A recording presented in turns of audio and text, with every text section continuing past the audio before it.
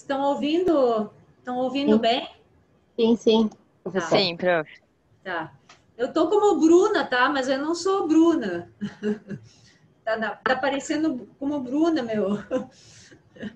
meu nome, mas não sou eu. Não sei por que apareceu Bruna aí. Bom, eu sou a Margarita, né? Acho que a gente já teve encontros, né? O ano passado, né? Fundamentos na metodologia da pesquisa, né? E agora, então, a gente está nessa questão das tecnologias educacionais.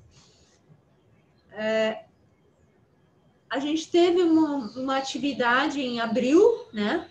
Sobre a questão da... vocês fizeram uma atividade, né? No Moodle, né? Sobre a questão dos conceitos, né? Do que seria a tecnologia educacional, né? O conceito de tecnologia educacional.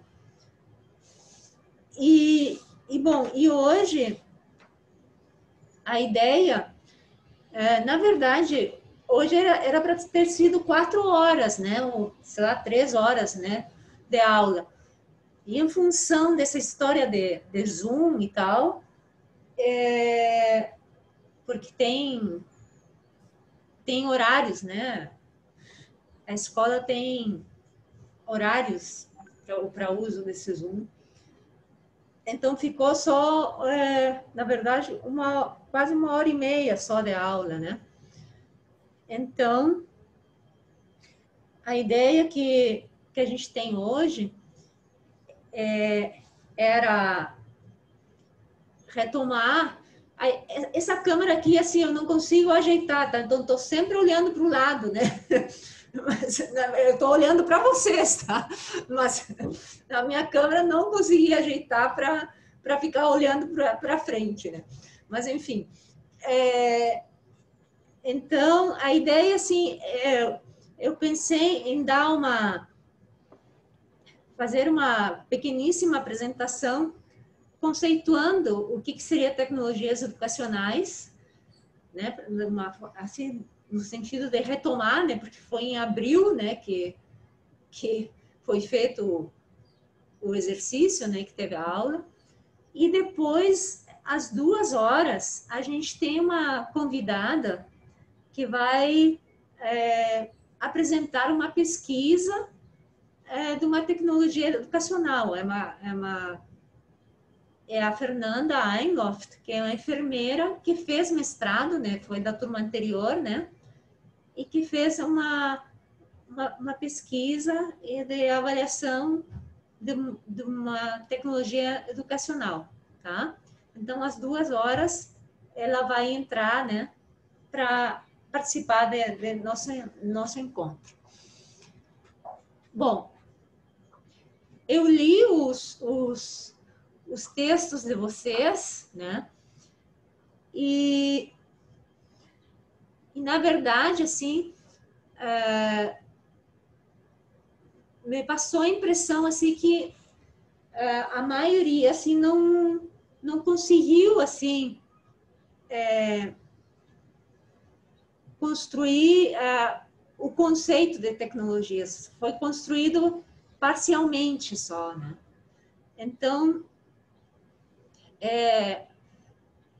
por isso, então, decidi fazer essa apresentação para colocar claramente o que seria, né, tecnologias educacionais. Tá certo? Certo.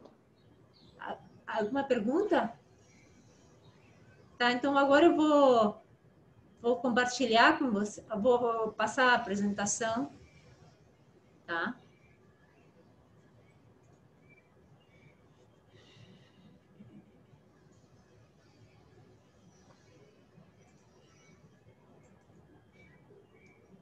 Então, só para vocês terem uma ideia, né, que tecnologias, se a gente bota para procurar nos sites de busca bibliográficas, se a gente bota avaliação de tecnologias em inglês, aparece em torno de 1.900 artigos, né? no Cielo, né, que se refere mais à literatura latino-americana, aí baixa para 122, né? Então, na verdade, é um tema bastante comum, né, e bastante estudado, assim, nos países do norte, vamos dizer assim, né? O termo tecnologias educacionais, na verdade, é um termo que sempre foi utilizado no sentido dos artefatos, né? Então, tipo, principalmente, né, artefatos eletrônicos, né, aplicativos, questões online, enfim, né? Mas, na verdade, tecnologia educacional é muito mais do que isso, né? Só para, então, vocês terem uma ideia que tem revistas, né, de tecnologias educacionais, né? Essa aqui é uma revista já de avaliação de tecnologias na saúde, mais geral, né?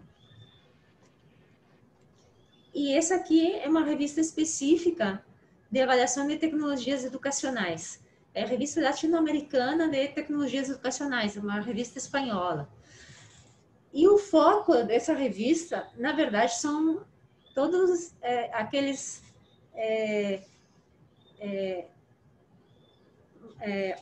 droga, me fugiu.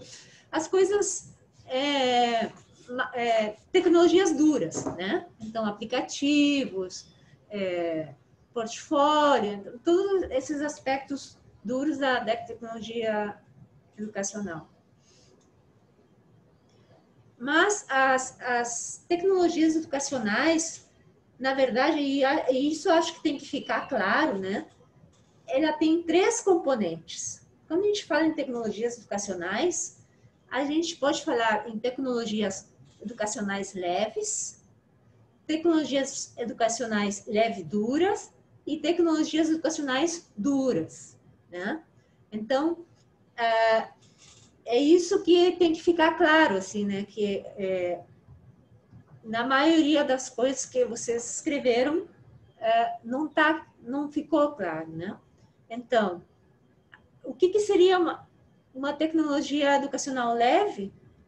São todas as questões de relações, de interação, de comunicação, né? Dentro do próprio conceito de tecnologias leves, né? Aqui, por exemplo, o diálogo, né? Que é um dos aspectos dos processos educacionais, né? O diálogo seria uma tecnologia educacional leve, né? Uma tecnologia educacional leve dura, então, aí sim são os referenciais teóricos metodológicos que sustentam os processos educativos. Então, um referencial crítico, um referencial mais tradicional, né? Um referencial de metodologias ativas, enfim, né?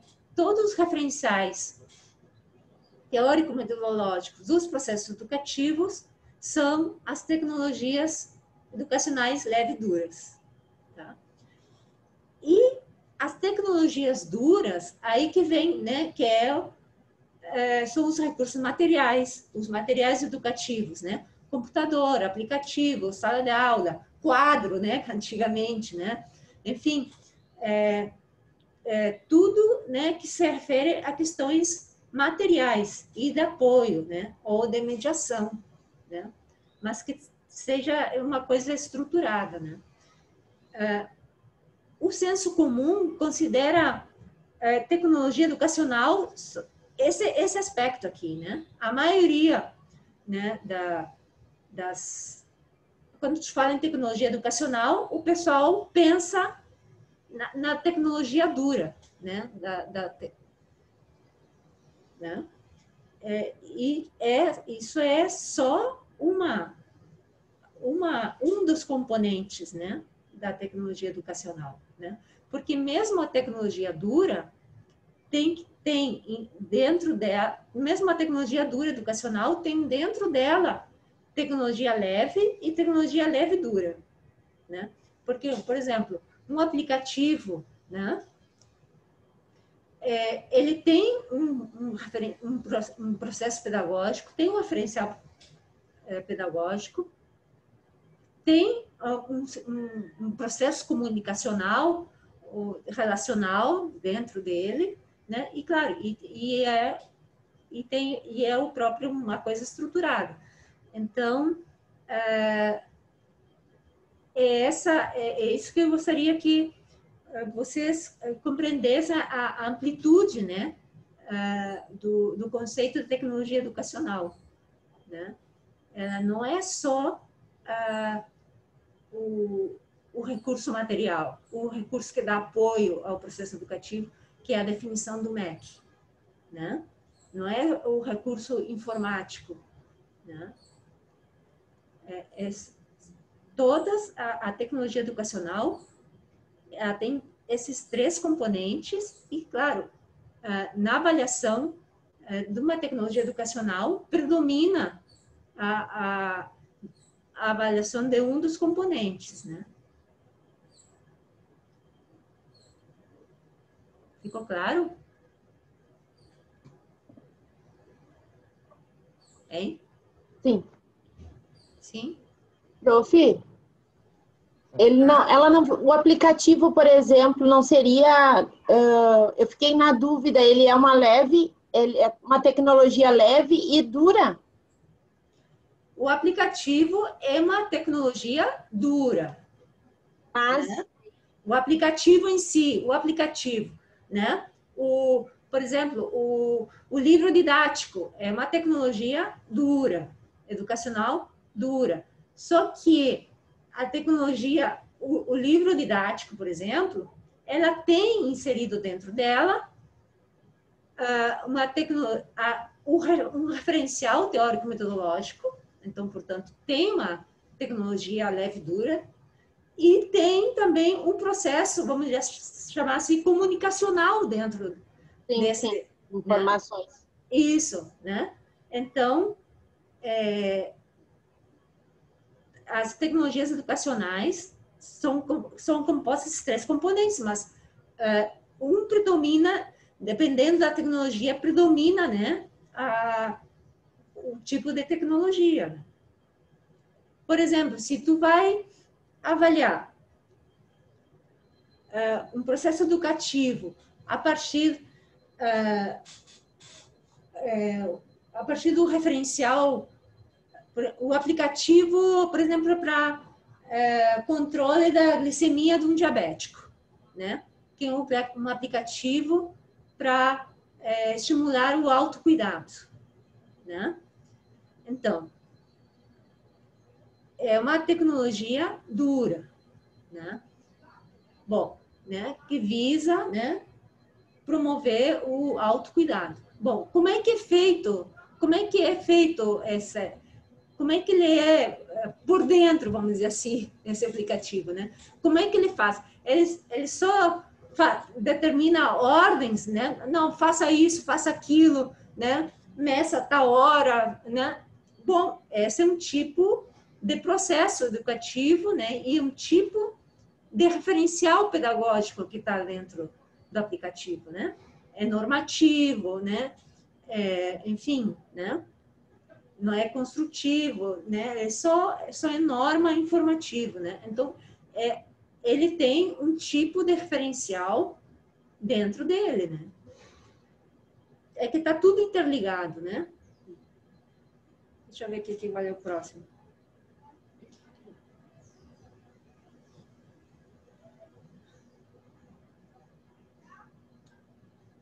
É isso aí, né? As tecnologias educacionais leves e duras, elas conversam entre si. Porque, na verdade, a tecnologia educacional, ela é composta por esses 3 tipos de tecnologias, né? É isso. Não sei, teria algum exemplo?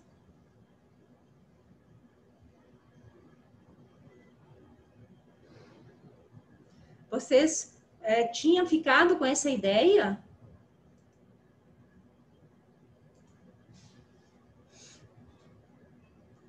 Na leitura na construção do conceito. Quando teve a tarefa, assim, até eu estava Sim. dando uma olhada no que eu descrevi aqui, eu foquei muito mais como uma tecnologia dura, apesar de ter Isso. colocado os outros fatores de leve, dura e leve, mas não fiz a definição basicamente dentro da tecnologia de cada uma delas, como tal, como dura, como leve, dura, ou como leve, né? Então, nesse trabalho de tecnologias educacionais, basicamente, eu estou vivendo agora, que nem essa aula. É uma tecnologia dura, através do computador, né? Através de uma sala de uma plataforma educacional. Sim. Né? E só não fiz a separação, bem como a senhora falou, de repente eu não entendi assim, a concepção de fazer esse referencial, porque o tema era elaborar um conceito de tecnologias educacionais. Né? Então, eu fiz justamente o que a senhora falou antes, eu acabei colocando só da tecnologia dura, mas não desmembrei que dentro daquela tecnologia dura, pelo menos explicitamente, implicitamente sim, né? Que daí a gente coloca, por exemplo, todo esse cenário, né? Mas ele tem que ter todo um aparato científico, tecnológico, de metodologias pedagógicas, né? Que está tudo inserido, aí sim, separadinho, leve, leve, dura, e aí para formar esse contexto da tecnologia como, na definição, vamos dizer assim, geral do que eu coloquei, como uma tecnologia dura, né? No sentido de uma plataforma, de uma live, nesse momento de pandemia que nós estamos vivendo, né? Mas, de maneira geral, assim, tecnologias educacionais sempre vai remeter, de uma maneira geral, a meios, né? Meios físicos, né? Meios de integração, assim, numa primeira leitura, né? Mas agora, claro, como nós fazemos a visão do entendimento disso, daí sim, eu acho que essa demonstração que a senhora coloca, daí fica bem claro, né, que a gente tem que fazer, como se construir para que esse processo educacional ele tenha concretamente para aquilo que se deseja, né, que é o desenvolvimento da informação, que é a propagação da informação dentro das dificuldades ou dentro daquilo que ele se propõe, né, dentro daquele contexto ao qual a educação se propõe naquele momento. Não sei se ajudei ou compliquei mais.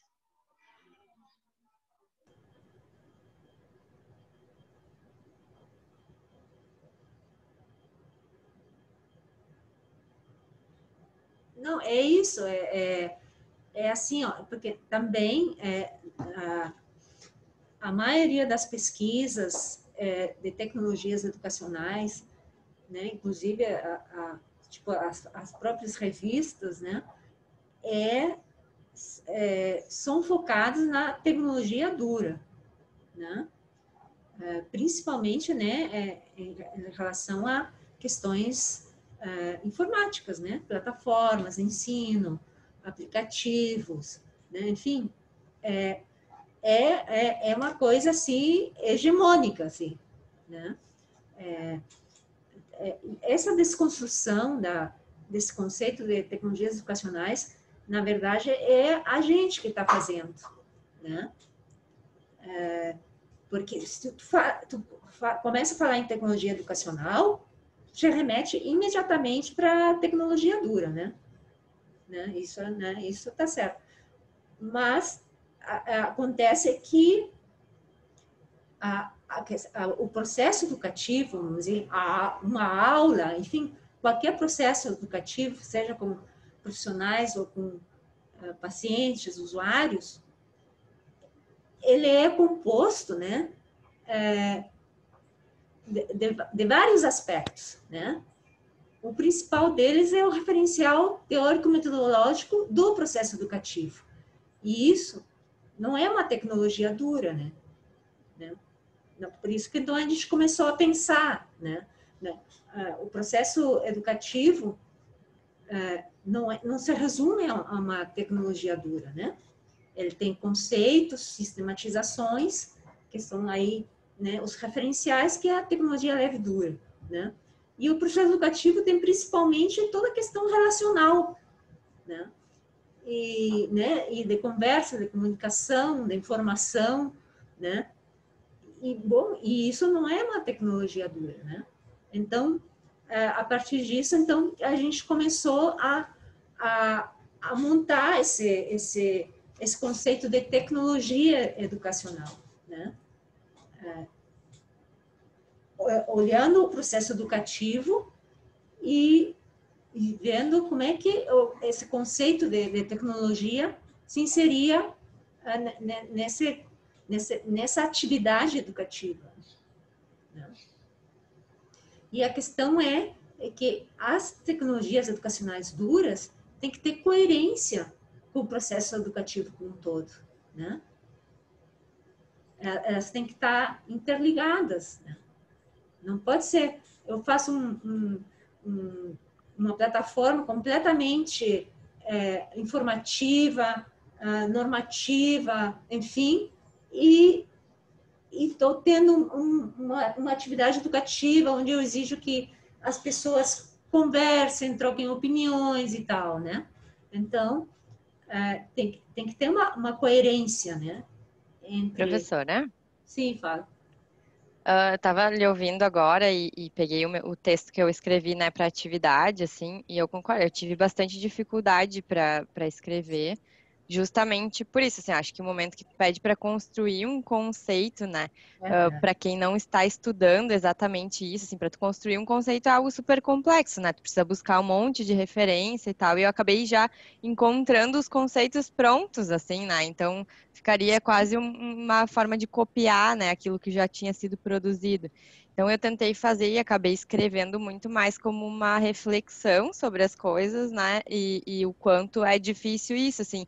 Eu até coloquei um exemplo que eu acredito que está relacionado com essa tecnologia educacional, que é nesse momento de pandemia, como é que a gente faz, né, para educar 209 milhões de brasileiros sobre a importância de ficar em casa, sendo que a gente, né, tudo bem, tem uma parcela grande da população que não tem acesso a várias coisas, mas inclusive a dispositivos, né, celular, televisão, enfim, mas outra grande parte tem, e pelo menos essa a gente poderia acessar de diversas formas.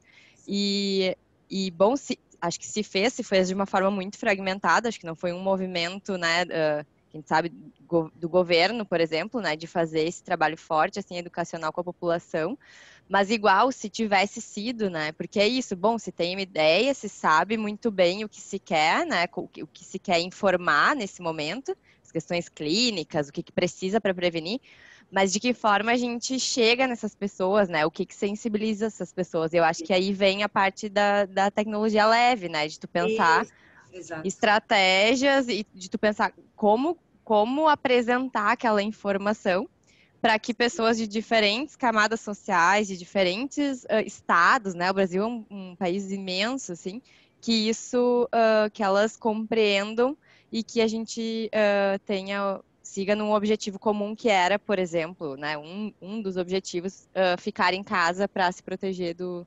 coronavírus, né? Muito bem colocado, né? E realmente aí nesse exemplo que tu colocou, tu vê o efeito, né,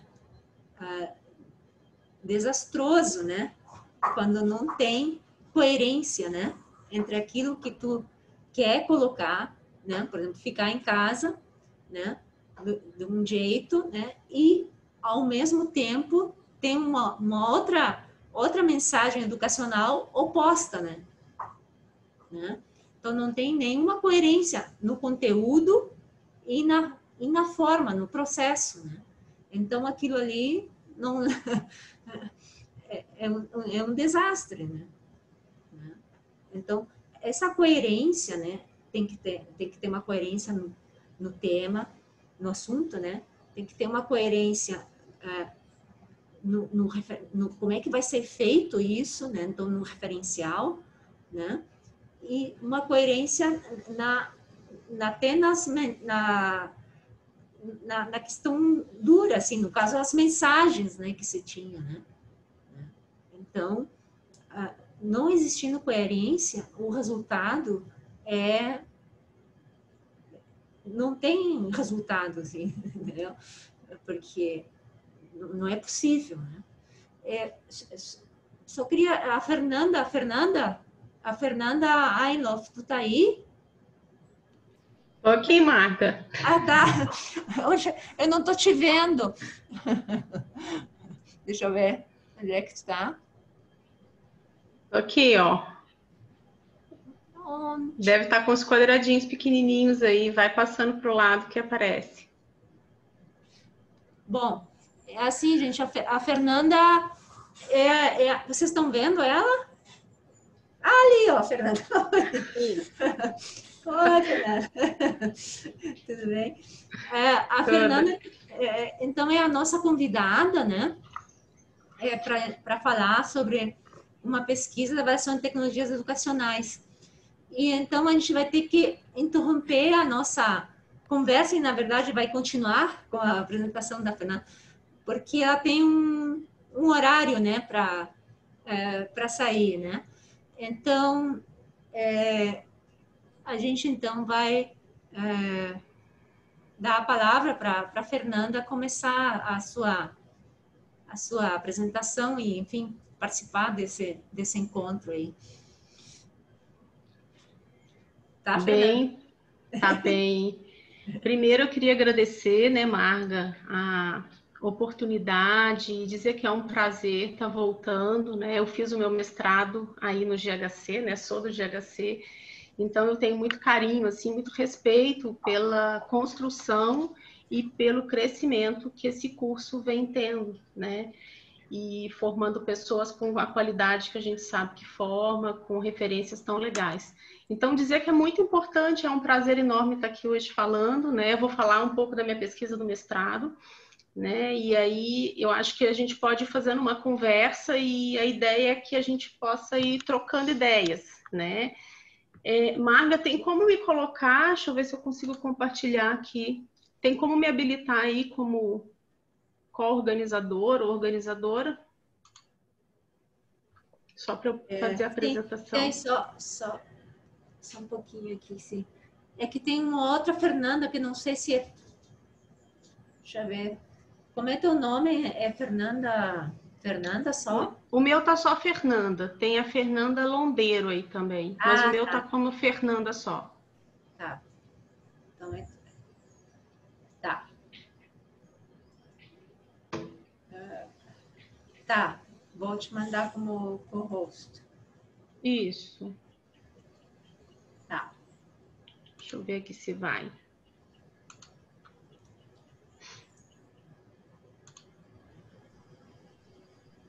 Tá compartilhando? Todo mundo enxergando? Sim. Eu tô enxergando.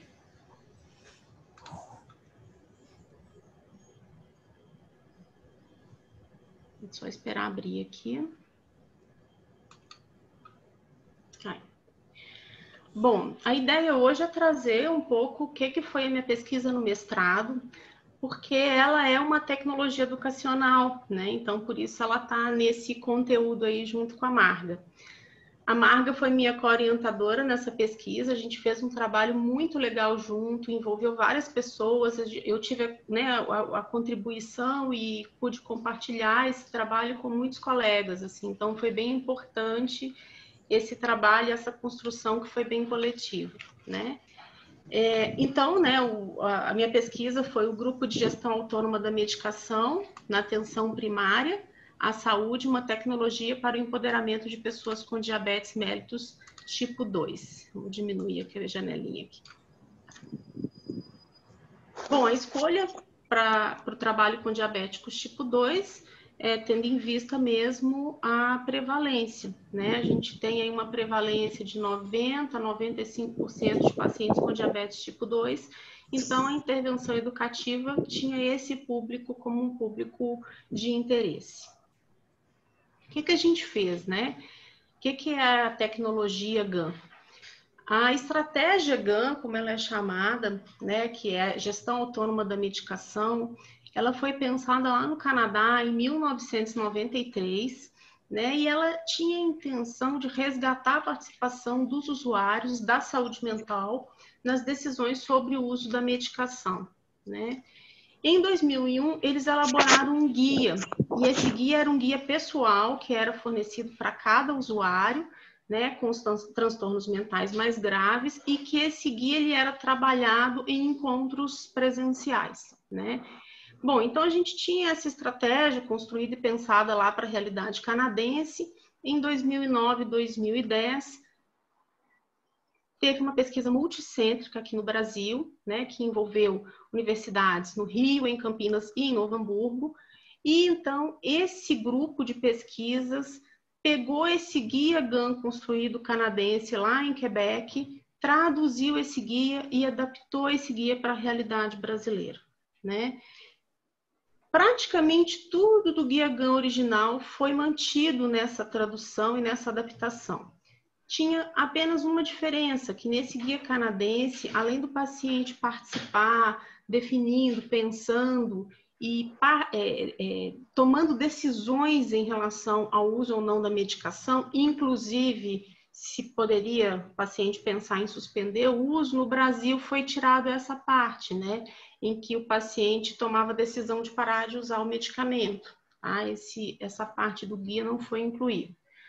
Essa estratégia, então, ela tinha como objetivo, né, proporcionar ou estimular a autonomia das pessoas para negociar ativamente as questões sobre os seus medicamentos, sobre o tratamento do seu processo de adoecimento, né, proporcionando para essas pessoas espaços de fala, né, sobre a medicação, ampliação da abordagem e valorização tanto do sujeito quanto da vida, da história de vida desse sujeito.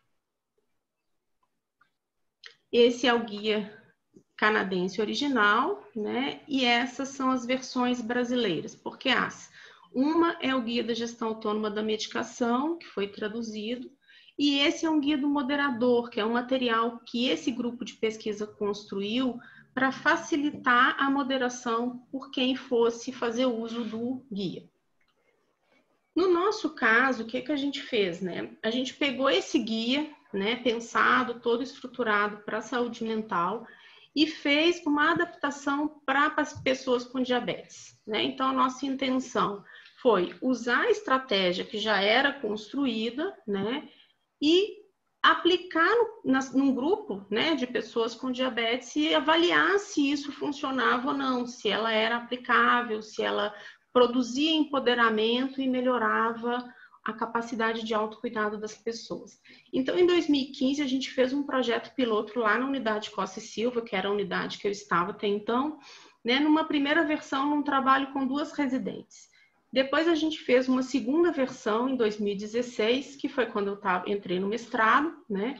Então a gente fez uma segunda versão já bem diferente dessa primeira, com várias coisas incluídas a partir do que tinha avaliado os pacientes que participaram desse projeto piloto. E com as nossas impressões também, o que funcionou, o que não deu muito certo, a gente então modificou algumas coisas. Em 2017 a gente fez a versão final, que foi o produto, assim, na época em que eu apresentei o mestrado. O que é importante, assim, né?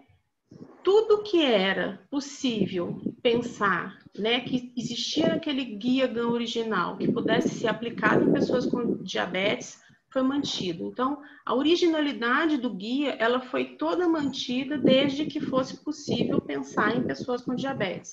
Outras questões foram adaptadas, né? Então, tudo do guia que fazia referência à saúde mental, à psiquiatria, psicotrópico, a gente mudou isso para a realidade de pessoas com diabetes. O que a gente se orientou, né, para fazer a adaptação desse guia? A gente considerou que os 7 padrões necessários para o autocuidado, né, da American Association of Diabetes Educator, tá?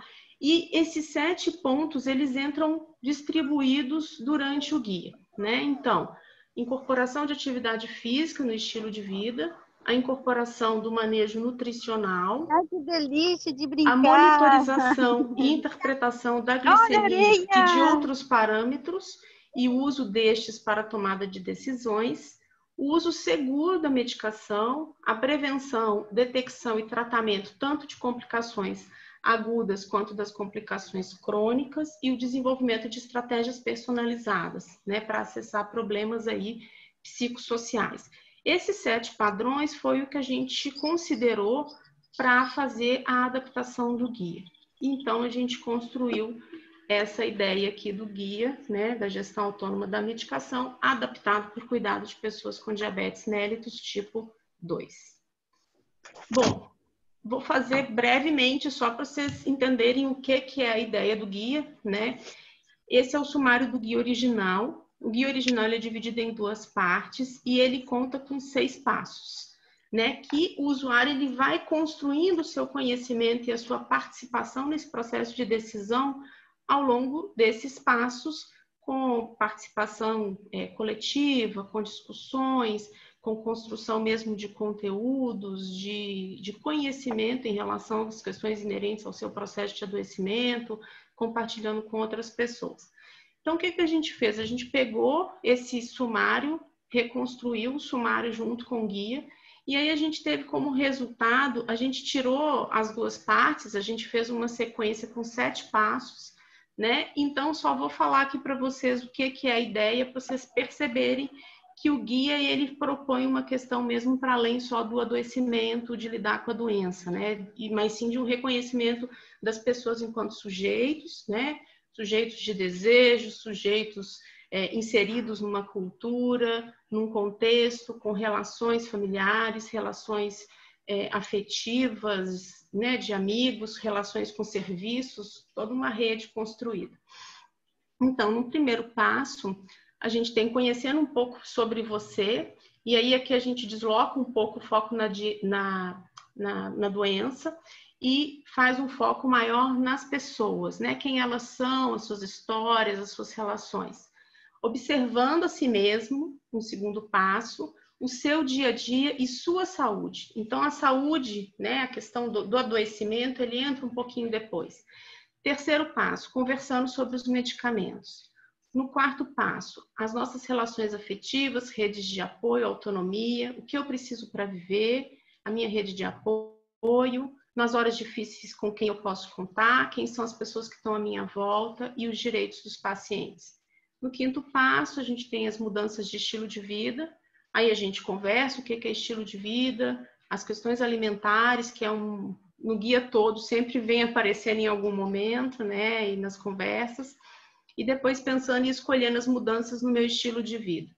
O sexto passo, a gente faz um plano conjunto de cuidados, que é um ponto fundamental quando a gente trabalha educação e saúde, é a pessoa participar do processo e definir na vida dela o que é importante mudar, né? E o sétimo passo, depois desse momento de encontro, para onde vamos, o que cada um vai fazer, em que momento a gente se reencontra e depois a gente faz a avaliação. Bom, bem importante, né? Assim, a gente sustentou também a ideia de fazer o Guia GAN para as pessoas com diabetes, porque os nossos desafios não eram muito diferentes dos desafios da saúde mental, né? Eu tenho um percurso também na saúde mental e tive experiências interessantes nesse sentido. Então, se a gente pensar, são 2 condições crônicas, onde a gente tem uma valorização ou uma supervalorização em relação ao tratamento baseado em medicamentos, né? Outras formas de cuidado aí, às vezes, não são muito levadas em conta, ou não são muito valorizadas, seja pelos pacientes, seja pelos familiares, seja pela equipe de saúde, né? Então, nesse sentido, a gente tinha desafios aí parecidos.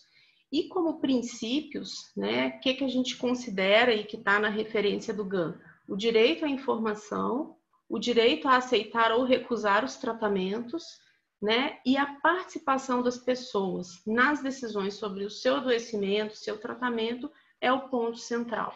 Então, a gente sempre valorizava esse momento, essa escolha, as falas que direcionavam para essa tomada de decisão do sujeito sobre sua vida, assim, sobre o seu processo aí, né? De saúde ou de adoecimento, né? Bom, o guia é uma tecnologia, uma ferramenta educacional, ela é uma estratégia prática e útil, né? Nesse guia a gente construiu, né? Existem as informações técnicas, né? Tem perguntas amplas e abertas que vão remeter sempre à experiência, aos significados individuais de cada sujeito em relação ao uso do medicamento, além dos outros aspectos todos que são importantes aí no tratamento do paciente com diabetes. A ideia é que seja praticado de forma coletiva, em grupo, de maneira dialogada e compartilhada. E é muito legal porque é muito potente. E aqui eu peguei o finalzinho da aula da Marga ali, né? O que é o guia, assim, né? Que vocês estavam discutindo tecnologia leve, leve dura, tecnologia dura. O guia em si, o papel, né? Encadernado, isso é uma tecnologia dura. O que tem dentro dele, essas informações técnicas, é o conhecimento que a gente colocou ali aplicado, é a tecnologia leve e dura. E os momentos de encontro, né? Quando a gente estava nesses grupos, quando as pessoas se colocavam, quando havia essa troca dialogada aí, né? Uma construção dialógica do processo de adoecer e do processo de ter saúde, isso é tecnologia leve, né? Então, o guia incorpora esses 3 componentes aí que vocês estavam discutindo, né? Bom, e a gente, né? Enquanto facilitador, moderador, a gente nunca fala no lugar de quem sabe aqui, né? A gente entra nesse grupo como um mediador mesmo, alguém que está ali para ajudar e facilitar com que esse conhecimento circule da forma mais horizontal possível, né? Então, nosso papel é acolher as pessoas e abraçando as experiências mais diversas que aparecerem, né? Criar um ambiente de confiança e de abertura para que as pessoas se sintam à vontade para participar, para contribuir, para perguntar. Apoiar o grupo na produção da autonomia e da gestão compartilhada, da cogestão. Muitas vezes, as questões que apareciam nesse grupo, elas eram compartilhadas e construída a resposta pelo próprio grupo, né? Muitas vezes não era a gente que fazia as intervenções. Acompanhar o processo, que inclui a leitura do guia. Então, em alguns momentos a gente lia, a gente fazia dinâmicas, a gente discutia, né? A gente fazia reflexão com os participantes. E para a gente, eu acho que tem um efeito, assim, para mim teve um efeito transformador, né? De me colocar num lugar. E eu acho que a gente da saúde, a gente tem uma postura, às vezes, de que a gente sabe demais as coisas, né? Então, me colocou num lugar de saber um pouco menos, de escutar um pouco mais, de perceber o outro de um jeito diferente, de ficar mais flexível para negociar, de ver que muitas vezes o que eu sabia, porque eu tinha lido num livro, aquela pessoa que tinha vivido a experiência, ela tinha muito mais competência para falar daquilo do que eu. Então, acho que a gente, assim, aprende muito quando a gente se propõe a fazer, né, a aplicar uma tecnologia que é tão inovadora, assim, nesse sentido de que coloca a gente num lugar muito horizontal na relação com o outro, né? Bom, em relação à metodologia, né? Analfabetismo não foi critério de exclusão, apesar de ser um guia que tinha leituras, que tinha escrita, a gente sempre compartilhou e fez esse trabalho com mais de 1, 2, 3 pessoas, né? Exatamente para a gente poder apoiar quem precisasse, às vezes, de fazer um registro, ou quem tivesse uma dificuldade com leitura. Então, a gente não incluiu isso como um critério, né, excludente. O guia foi impresso para cada participante, a gente trabalhou de forma interdisciplinar com vários colegas de várias categorias profissionais, o que foi fantástico, né? Eles se sustentavam em questões abertas, o que tem uma relação bem grande, depois eu vou falar mais no finalzinho alguns aspectos nesse sentido, mas com o que Paulo Freire falava da potência de trazer algo aberto e não fechado para as pessoas poderem, de fato, se manifestar da forma mais honesta assim, possível, né? E real. A construção coletiva do conhecimento e o fortalecimento de vínculo, porque esses grupos que a gente fez foram grupos que ficaram por muito tempo assim ainda ativos, e a gente fez um grupo na época de WhatsApp, e foi um grupo que volta e meia alguém trazia alguma coisa, trazia grupo, e isso ainda continuava acontecendo, mesmo depois que a gente deixou de ter os encontros, né? Bom, da pesquisa, então, eu vou trazer alguns dados assim da pesquisa, né? Alguns resultados que eu acho que são interessantes e que sinalizam a importância da gente pensar tecnologias educacionais mais inovadoras e que saiam desse modelo pedagógico tradicional, né? Então, como objetivo geral, né, foi avaliar se o grupo de gestão autônoma da medicação adaptado para as pessoas com diabetes tipo 2, como tecnologia de empoderamento para autocuidado, né, de usuários da atenção primária.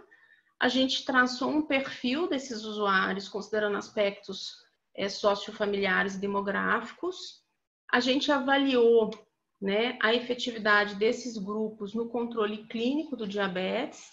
A gente avaliou a efetividade desses grupos no empoderamento para o autocuidado.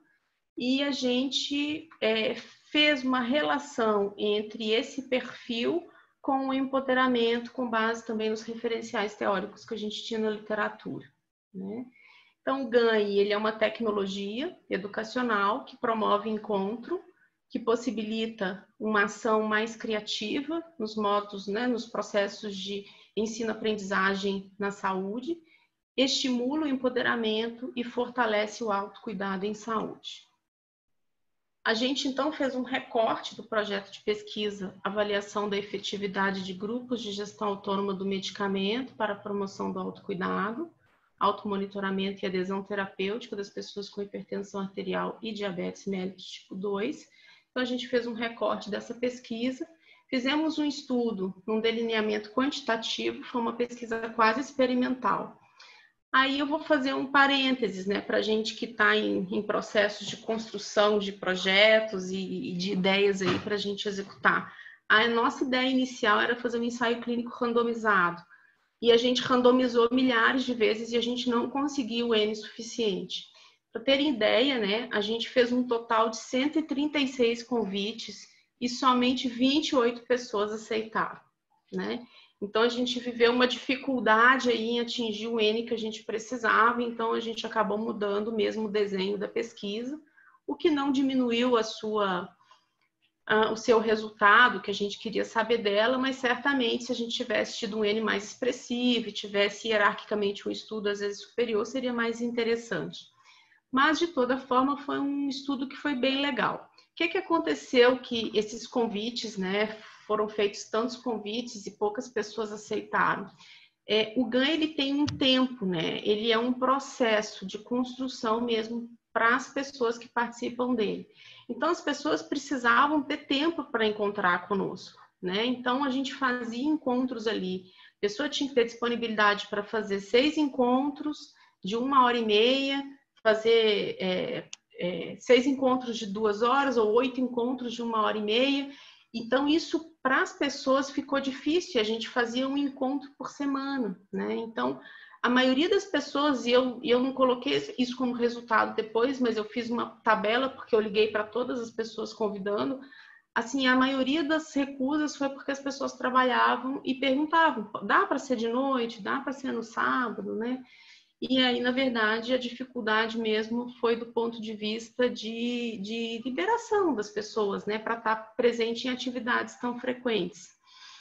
Nós fizemos, então, em 4 unidades, né, do Serviço de Saúde Comunitária, do GHC. A gente, então, pensou nessas, né, a nossa população dessas 4 unidades, porque essas 4 unidades tinham uma prevalência maior de diabetes tipo 2, então a gente tinha um N maior nessas unidades, e a gente escolheu pacientes de extrato 3 com idade maior de 18 anos. Lembrando que o extrato 3 são aqueles pacientes em que atividades coletivas, atividades de grupo, elas podem ter um efeito melhorando aí um controle clínico. Como instrumentos, a gente usou o questionário sociodemográfico para caracterizar a amostra. A gente fez uma medida de hemoglobina glicada antes e depois dos grupos, respeitando um intervalo de 3 meses, a gente fez com um pouquinho mais de 3 meses, né, da primeira para a segunda medida, e a gente aplicou a escala de empoderamento, né.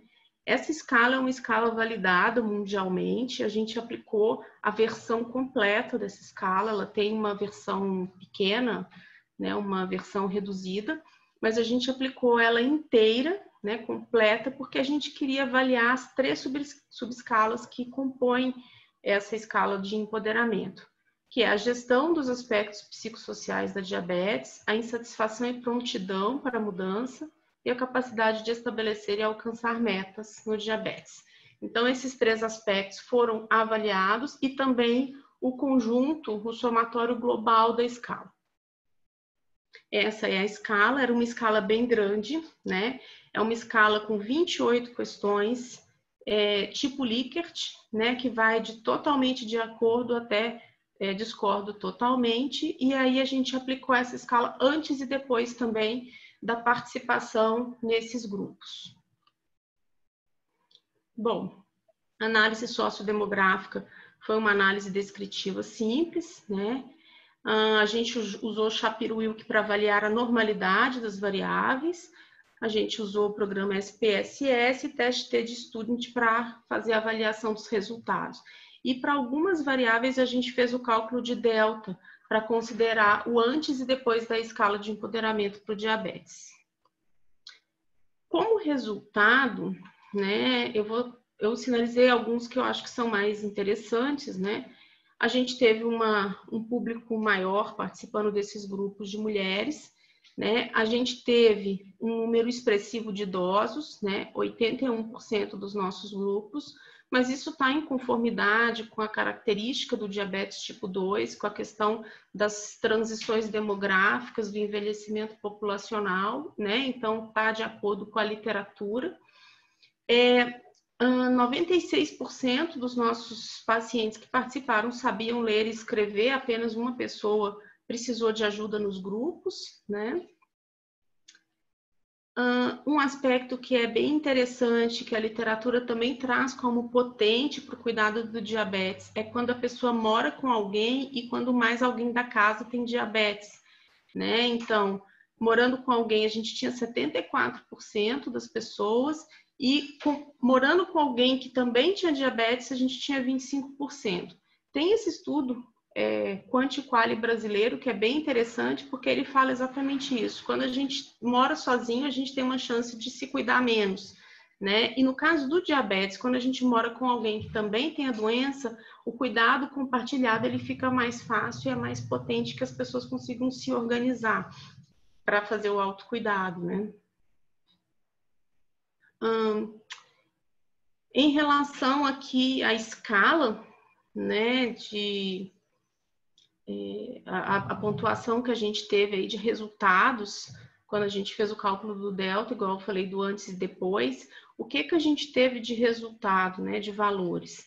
Então, quando a gente vê aqui na subescala 2, que é insatisfação e prontidão para mudanças, a gente não teve um P significativo. Talvez até se fosse, se a gente tivesse um N maior, existe uma chance de que esse P também fosse estatisticamente significativo, né? Mas o nosso N foi pequeno.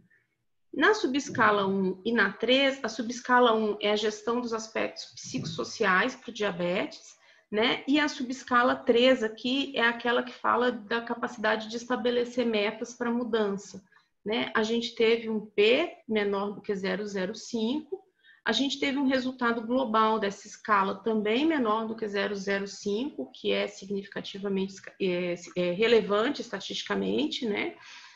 E a hemoglobina glicada, a gente teve um P muito ruim, assim, né? Não teve nem próximo de 0,05. O que a gente fez com a hemoglobina glicada? A gente viu que, no geral, a gente teve uma redução média de 0,42, né? E 3 participantes tiveram uma redução bem importante de mais de 1% da glicada.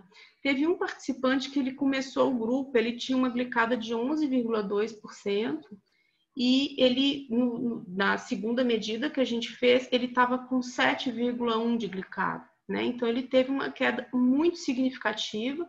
E quando a gente pega os estudos, o KPDS especialmente, que analisou risco aí dessa diferença da glicada, né? Ele diz lá que a redução de 1% da glicada reduz significativamente uma série de complicações relacionadas ao diabetes, né? Desde das complicações cardiovasculares, risco de morte. Então, 1% que foi diminuído, mesmo que não tenha sido no coletivo, nessas pessoas individualmente a gente teve um efeito importante, interessante.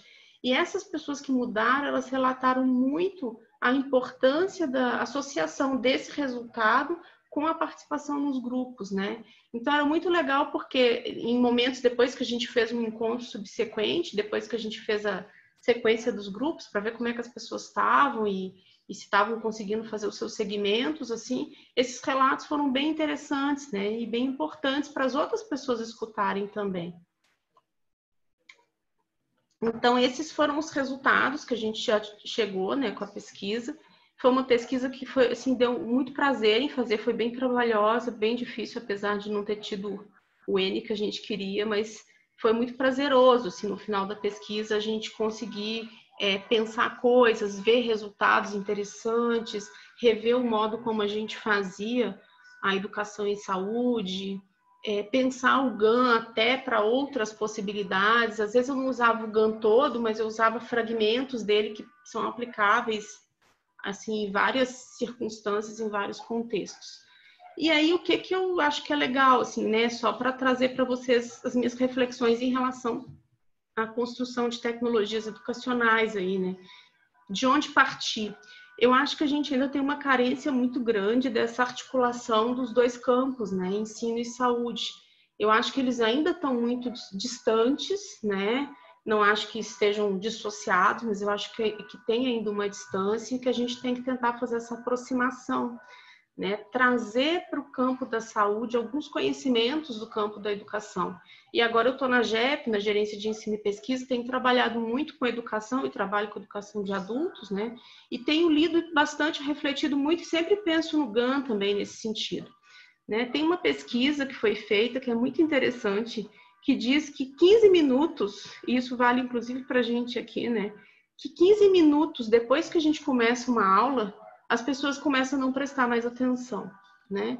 E por que isso acontece? Porque a gente entra num estado em que o corpo acostuma com aquela condição, a frequência cardíaca vai diminuindo, porque na pesquisa eles mediram a frequência cardíaca das pessoas, essa frequência cardíaca ela vai diminuindo, e aí ela só aumenta quando tem alguma interação, né? Então, assim, vamos partir desse princípio. Aula, palestra e aquela coisa que só um sabe, só ele fala, isso não funciona muito, né? Então, a gente pensar em estratégias mais interativas é bem interessante, né? Por quê? Porque a gente tem uma imensidão de oportunidades, de possibilidades, e a gente tem que, às vezes, escolher um formato, um caminho para a gente seguir, né? O que eu vi, assim, né? Tem uns autores, e tem um deles, que é o Malcolm Knowles. Ele é um cara do ensino americano, assim, ele é considerado o pai da andragogia, né? E tem ele com mais dois colegas, que é o Holton e o Swanson. Eles escreveram um livro que é Ensino, Aprendizagem de Resultados, né? Nesse livro, eles trazem alguns elementos muito interessantes e que eu acho que o GAN, assim, ele atende a essas hipóteses que eles chamam, né? O que potencializa aí os processos de ensino e aprendizagem, né? Eles falam que o adulto, ele precisa saber por que ele tem que aprender aquilo antes dele começar a aprender, né? Então, eles partem de algumas hipóteses, assim. Então, primeiro, o adulto precisa entender o porquê ele tem que aprender aquilo, né? O Paulo Freire chama isso de conscientização, é tomar consciência de uma realidade, tomar consciência de uma necessidade, né? Então, esse é um ponto importante. A gente precisa trazer esses conceitos da andragogia, que é o ensino de pessoas adultas, para a gente trabalhar na saúde, né? Especialmente nos grupos voltados para adultos. Eles dizem que os adultos eles são responsáveis por suas decisões, né? Eles são autodirecionáveis. E isso precisa ser reconhecido, né? Então, como eles são capazes de se autodirigir, a gente entra como um facilitador, a gente não entra como uma pessoa que vai ensinar para o adulto o que ele tem que fazer, né? A gente vai participar desse processo de aprendizagem e de organização do adulto, mas a responsabilidade e o caminho é ele que vai tomar. Uma outra coisa, eles falam que a experiência tem um papel fundamental do aprendizado do adulto, né? Então, o ponto central é a experiência. O GAN, ele traz perguntas abertas o tempo todo, né? Então, a partir dessas perguntas, dessas questões abertas, os sujeitos eles conseguiam colocar as suas questões, as suas vivências, né? As suas dificuldades, os desafios que tinham com a doença, ou então os caminhos que encontraram. Então, isso é bem legal, né? Outra coisa, eles falam que os adultos ficam prontos para aprender quando eles precisam de alguma coisa.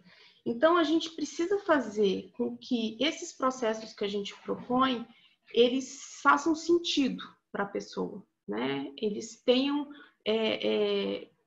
o adulto entenda o porquê que aquilo é necessário, né? Por que é importante. eles aprendem na medida em que aquele aprendizado vai transformar a realidade dele. Então, se ele perceber que ele, aprendendo aquilo, alguma coisa na vida dele vai melhorar, a chance do adulto aprender é maior. Outra coisa, ele fala, né, por exemplo, nas crianças, as crianças têm motivações externas para fazer o aprendizado. A cobrança do professor, a prova, alguma coisa nesse sentido, né? Os pais chamando atenção.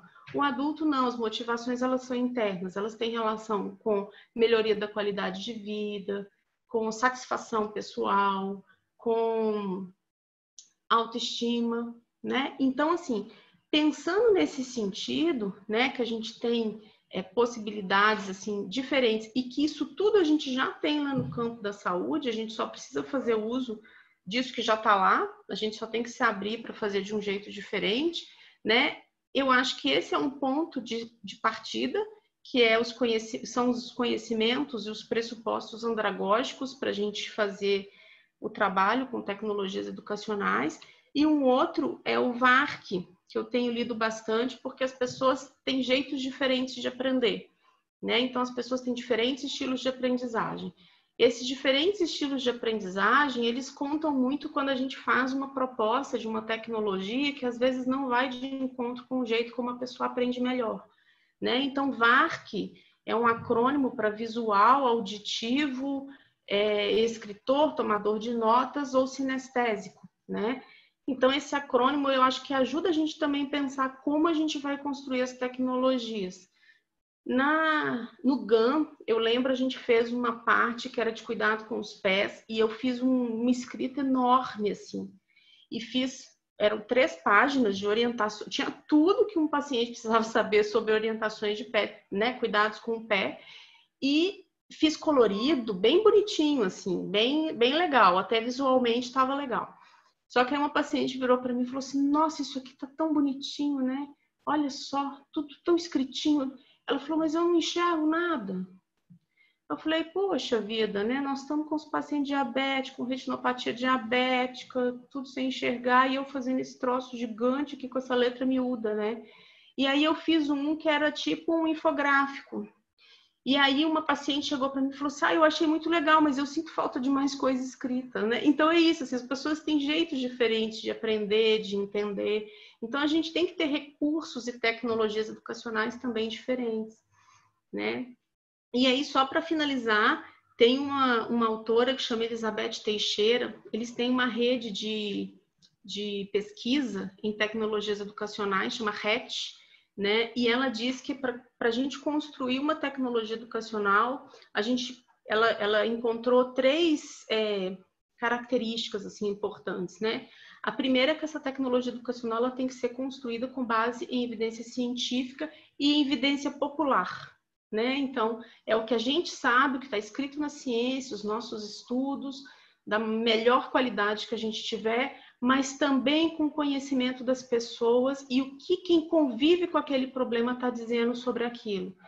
Ele fala da importância ela é uma autora, ela fala da importância da gente traduzir o conhecimento que a gente pega numa situação, num determinado contexto, que a gente traduza isso para os nossos pacientes. A gente às vezes usa muita linguagem técnica, termos difíceis, e as pessoas não compreendem o que a gente diz, né? Então a gente tem que facilitar o diálogo.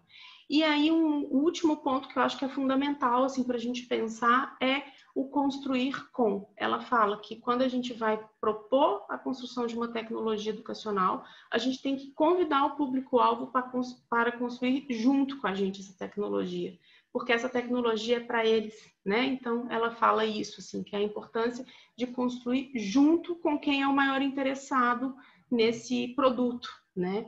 Então, acho que essas são observações, assim, dessa experiência que eu tive, que eu acho que ajuda a gente, sinaliza aí como traçar esse caminho junto com as pessoas, ajudar as pessoas a traçar esse caminho, né? Para ir atingir aí, saber de onde elas estão falando e onde elas querem chegar, sabe? Acho que é isso. Vou parar meu compartilhamento aqui para eu ver vocês.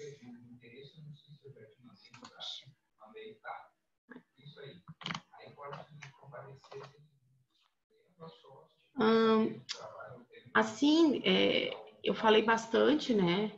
E quando a gente faz esse encontro presencial, a gente também usa estratégias mais inovadoras, né, Marga?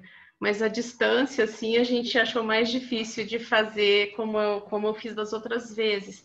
Mas eu estou à disposição, assim, para a gente trocar uma ideia, para vocês perguntarem alguma coisa que tiverem dúvida, né? Eu vi ali a Sabrina colocou o método construtivista, né? Cadê a Sabrina? Deixa eu ver. Aqui. Quer falar, Sabrina?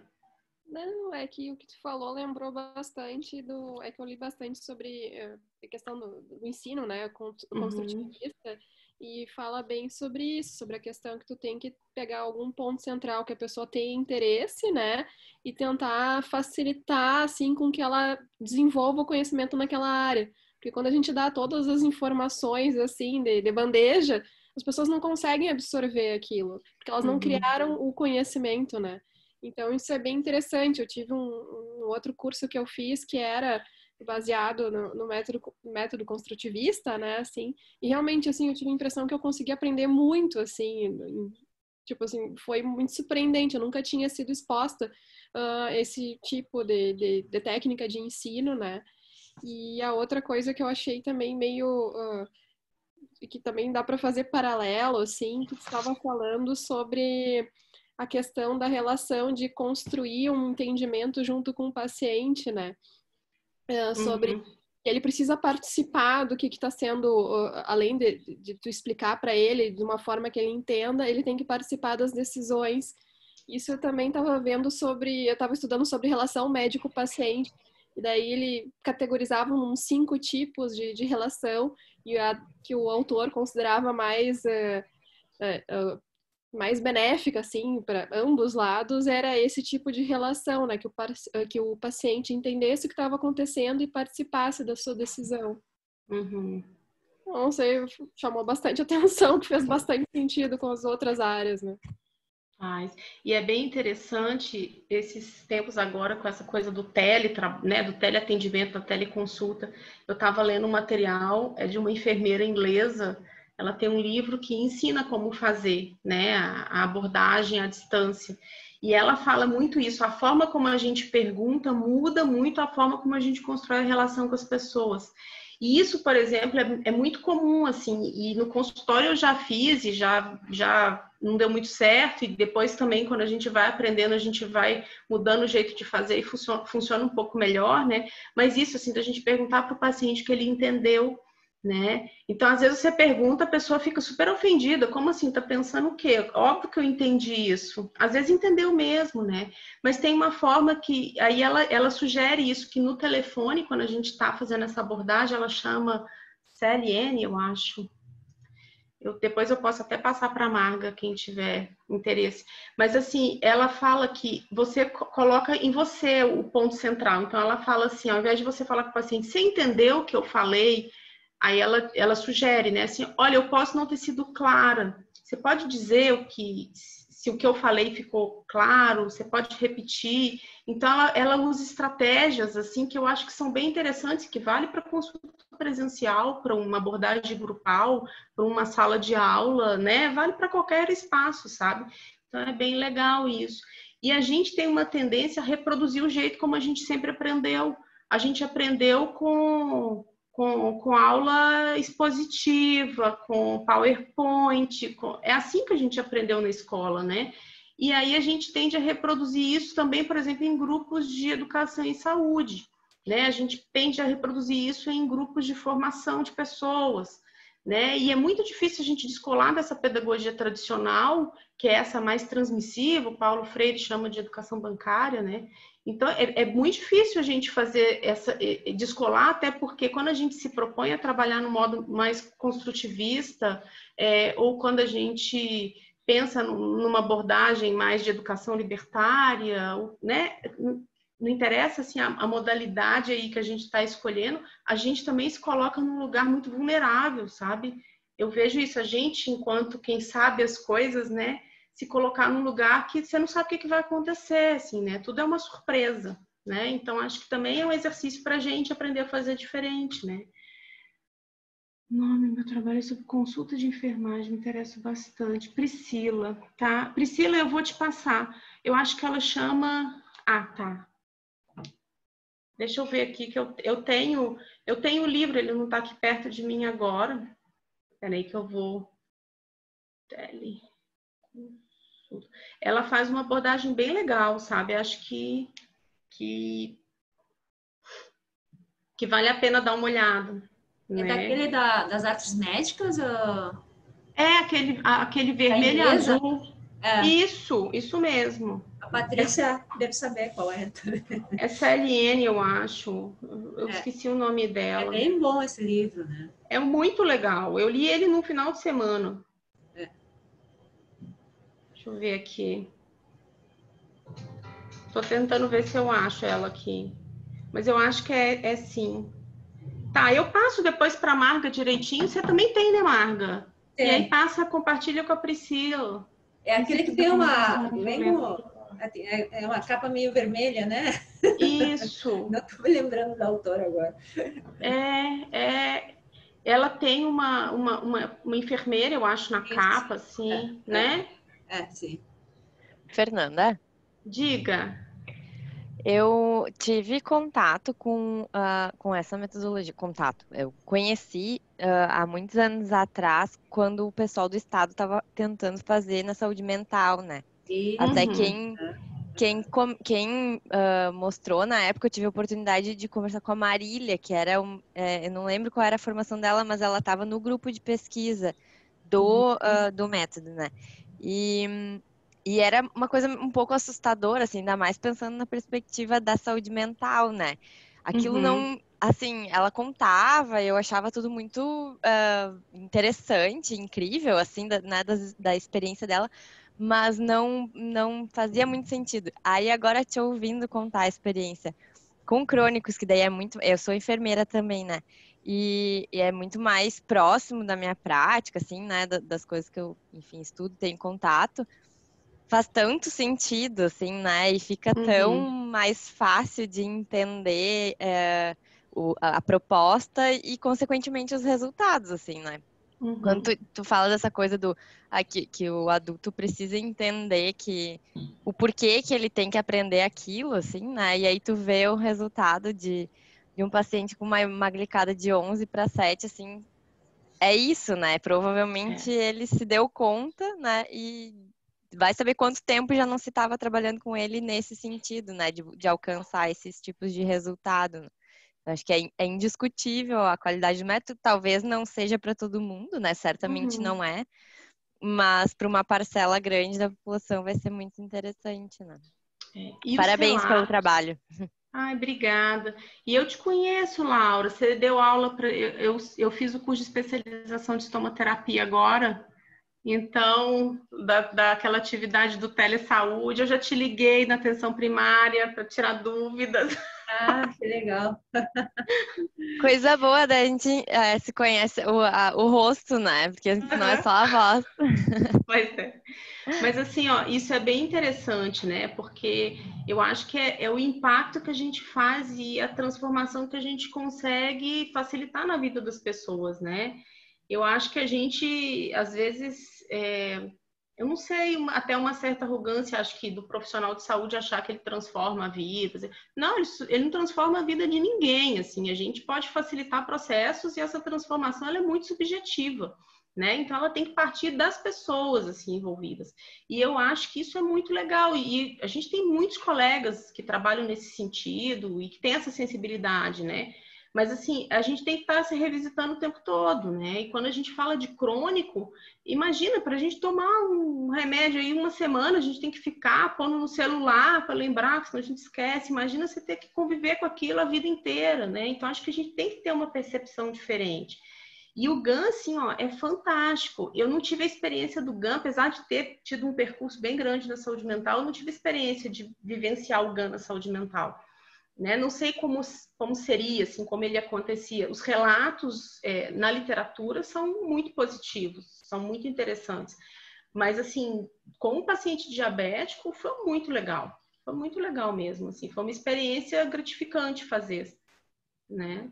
Foi bem bacana. E a gente contou com muitos colegas também, né? Acho que teve uma corrente, assim, sabe, muito favorável para que acontecesse, desse certo também, né? Princípios da comunicação não violenta abre portas. A Juliana comentou. Deixa eu ver quem é a Juliana.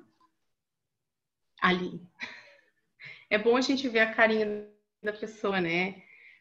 Tá, Priscila, eu vou compartilhar, tá? Pode ficar tranquila. Eu não tô com o livro aqui, não consegui achar no meu celular o nome certo, mas vou te passar. Vou mandar para a Marga e ela te manda.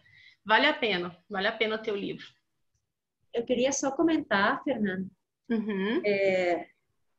nesse sentido, assim, eu fiz, né, um dos grupos, né, eu fiz na Unidade Floresta, né, e realmente, assim, foi uma experiência impressionante, assim, né.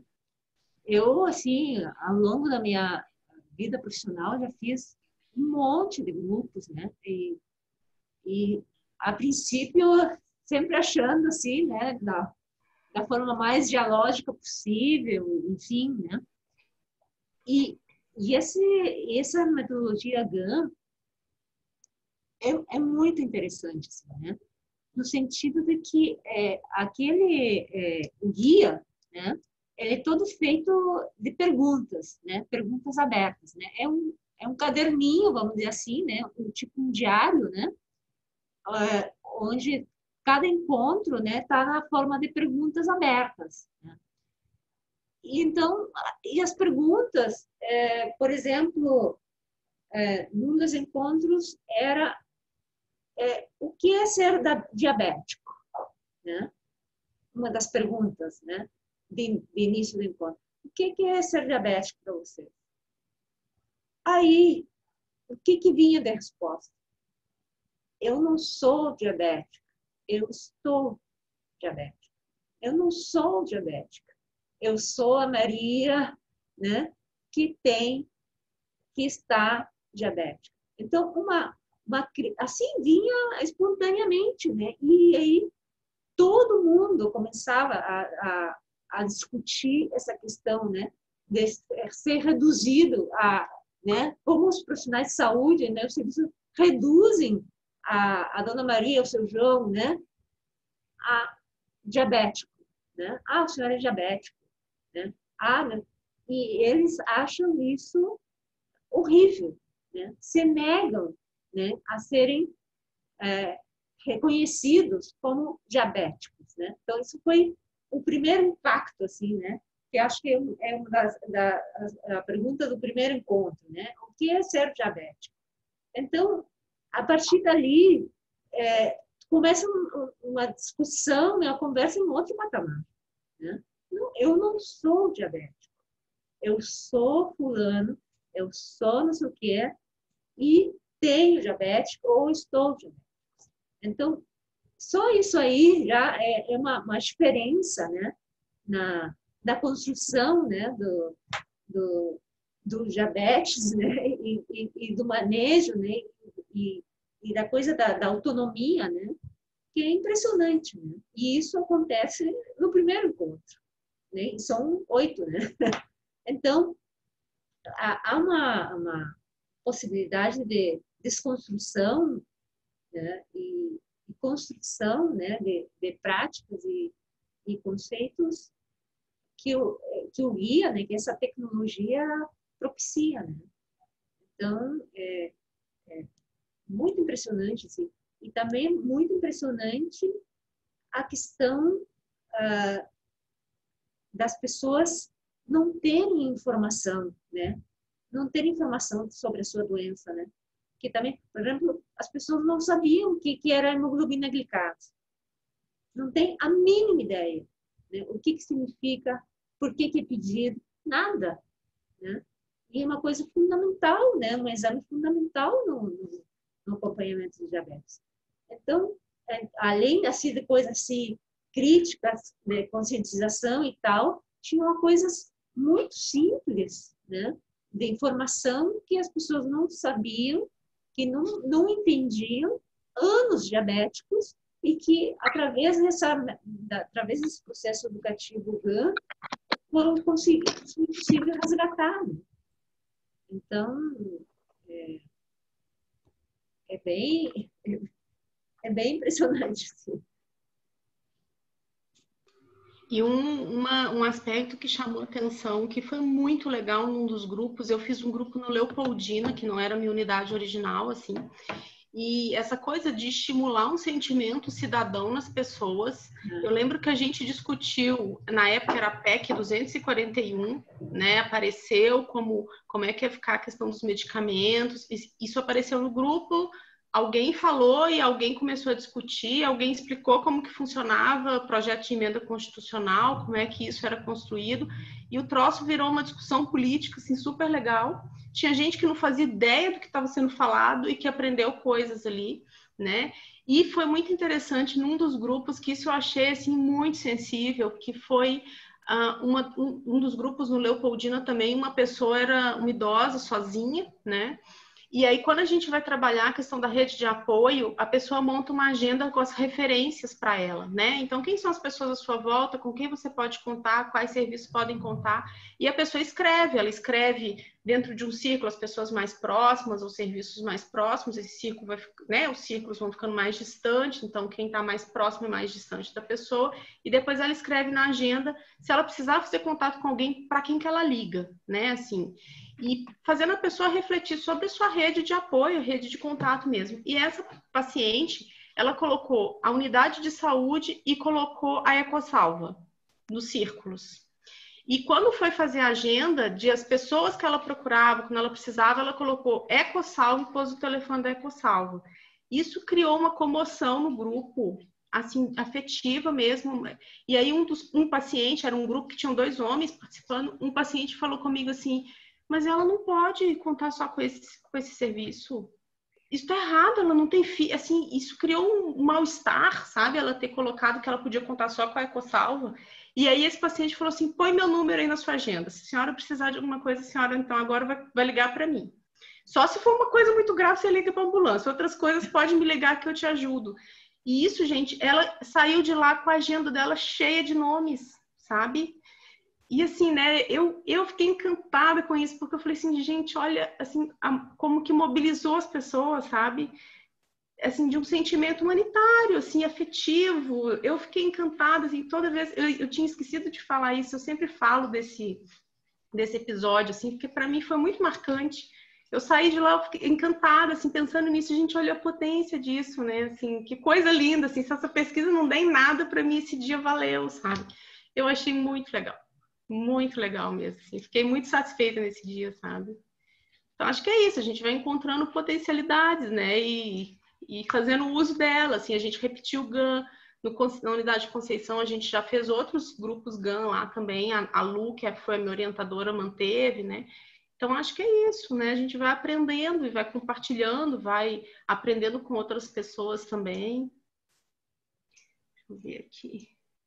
Alguém já compartilhou aí, ó. Isso mesmo, esse aí. Triagem e consulta ao telefone. Viu, Priscila? É isso aí. É. A colega aí, a Patrícia, compartilhou. Eu queria Obrigada, falar Patrícia. Diga. Assim que não é um processo fácil, assim, né? Porque, primeiro, porque é um processo longo, né? Como tu falou, né, Fernanda? Ele tem, são 8, o original são 14, não foram? Não eram? Oi? O GAN de saúde mental eram 14 encontros, né? 14 encontros. Aí a gente reduziu para 8, né? 8 encontros semanais de 1h30, né? E só isso aí já é uma dificuldade, assim, né? Mas tem que observar, né, que houve desistências, mas só a partir do segundo encontro ninguém desistiu, né? Isso foi uma coisa importante. Então, quem foi no primeiro foi em todos, né? Teve uma pessoa que no primeiro encontro, que foi só para fazer a parte mais burocrática da pesquisa, que falou que não ia ter condição, que ela achou que fosse ser uma coisa mais rápida. Mas assim, depois todos foram. A gente teve participação e as pessoas, o mais legal, assim, elas não queriam perder. Uma coisa que a gente fez na época, né, Marga, que eu esqueci de falar também, que eu acho que a gente, agora as unidades de saúde até tem, mas na época a gente não tinha um WhatsApp na unidade, né? E aí eu fiz o grupo de WhatsApp para ir lembrando as pessoas do grupo, né? Que eu acho que é legal também. A gente fazia. Fazia nos primeiros encontros no dia anterior, sempre mandava uma mensagem, né? Só, olha, amanhã, não sei o que, não sei o que, não sei o que. Aí depois, lá por 4 encontros, as pessoas dizem, não precisa mais lembrar, não sei o que, né? Mas, enfim, tem umas estratégias, assim, né? De que a gente tem que lançar mão de adesão, assim, né? Mas acho que o desafio maior ali do grupo são os questionamentos, né? Que o método propicia, né? Sim. Os questionamentos, né? Sobre a doença, sobre a relação, né? Da pessoa com o seu processo, com o posto de saúde, com o profissional, né? E também aparecem muitas dificuldades, né? No cotidiano, né? Das pessoas, né? Elas colocam essas dificuldades, né? E como surge daí uma rede de solidariedade, né? É muito impressionante, assim. Bom, eu fico muito impressionada, assim, né? Porque realmente usa uma metodologia problematizadora, né? Crítica e de empoderamento.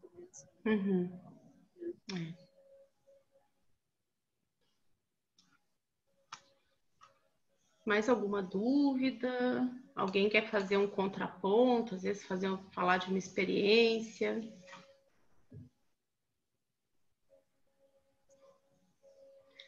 Bom, então vou me colocar à disposição, assim, se alguém precisar de trocar uma ideia, precisar conversar sobre esse assunto, assim, é um assunto que eu fico bem feliz mesmo de falar. Foi muito, assim, foi doloroso e prazeroso, né? Porque a gente sabe que a construção de um trabalho de mestrado, pensar um projeto, executar esse projeto, a gente tem uma responsabilidade também social com isso, de que isso vai dar, que resultado a gente vai trazer para as pessoas. Mas eu acho que tem também uma coisa muito da gente, assim, de uma satisfação pessoal, né? E aí foi muito importante para mim, eu fiquei muito feliz de poder fazer esse trabalho, né?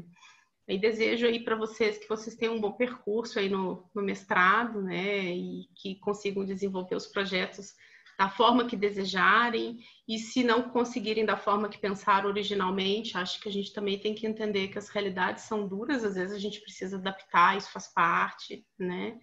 E aí, se precisarem de contato, de alguma coisa, estamos aí. Eu estou lá na GEP, né, do GHC, e estou à disposição. Viu? Muito obrigada pela atenção, pela paciência de escutar, pela participação, né, pelas perguntas aí. Obrigadão. Obrigada, viu, Marga, de novo. Obrigada. Vou despedindo, tá? Tchau. Tem uma aula agora também, 3h30. Beijo. Tchau. Tchau.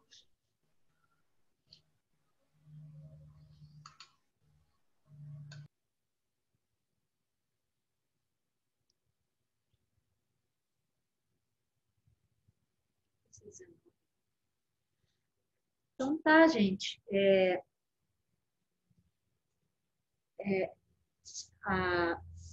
A ideia, né, de trazer a Fernanda com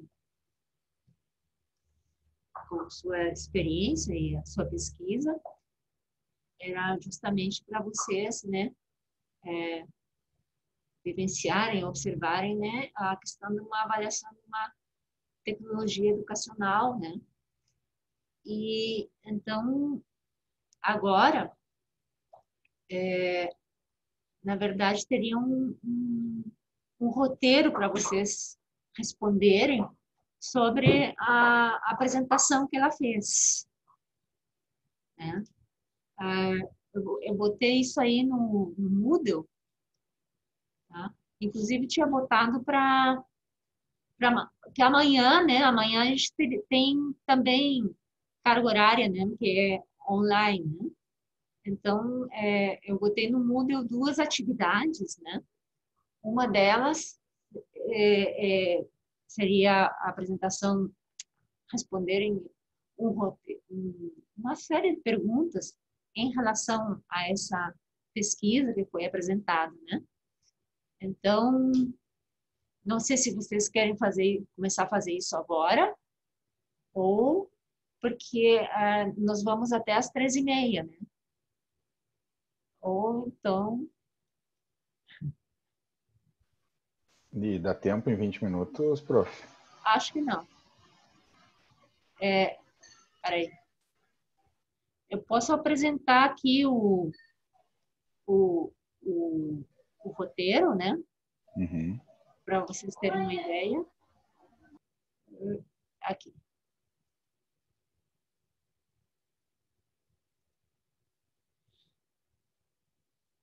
Tá? Eu, na verdade, botei dia 26, né? Seria para amanhã. Mas, enfim. Então, assim, que tipos de tecnologias educacionais você identifica nos grupos GAN? Aí a Fernanda já deu a cola, né? Seguindo a classificação de Emery, exemplifique.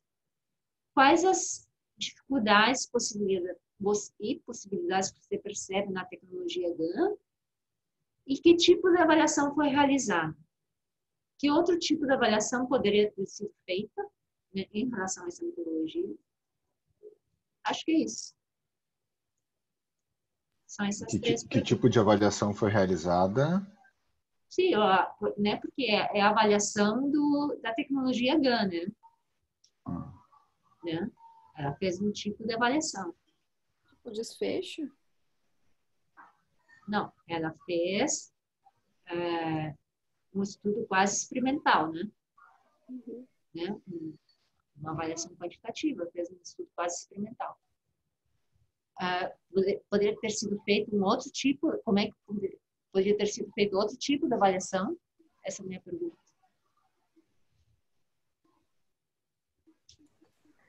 Mas em relação a um estudo assim clínico randomizado, que nem ela tentou fazer. Isso, outro método. Outro delineamento de pesquisa. Isso, né, exato, processo. outro delineamento.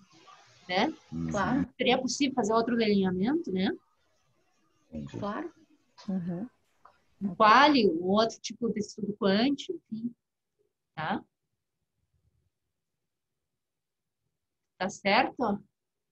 Deixa eu ver. Bom, esse roteiro está no Para Moodle, amanhã, tá? isso. Eu acho que sim, porque agora acho que não dá tempo, né? Tá no Moodle, tá? No tópico 3. Vou parar de compartilhar. Tá? Alguma dúvida? Ali, prof, a data de entrega é 15 de 10. outubro, não? Isso, isso. A nossa próxima aula é dia 23. 23? Peraí. 23 de outubro, o dia inteiro. Tá? Não sei como é que vai ser, se vai ser o dia inteiro mesmo, vai ser, não sei ainda, mas é o dia inteiro, das 8 às 18. Tá? Então, teria que se fazer essa atividade e também tem mais uma atividade sobre as metodologias ativas da aprendizagem, tá? Que é o tópico 4, que é isso aí, para a próxima aula, né? Para subsidiar o próximo encontro, tá? Prof, amanhã então não é um encontro online, é só atividade, é isso? Isso, é atividade. É atividade. Tá? E para entregar no dia 15 do 10. Isso, até o dia 15 do 10. Ok. Tá? Para dar tempo para eu dar uma olhada e dar um retorno para vocês. Tá? Essa atividade, esse roteiro é para o dia 15 do 10? Isso. Sim, as duas. Tá. São duas atividades, né? Uma é o roteiro, né, dessa apresentação. Até eu posso pedir de repente, para a Fernanda mandar para vocês. Pode ser? Acho que sim, né? A aula...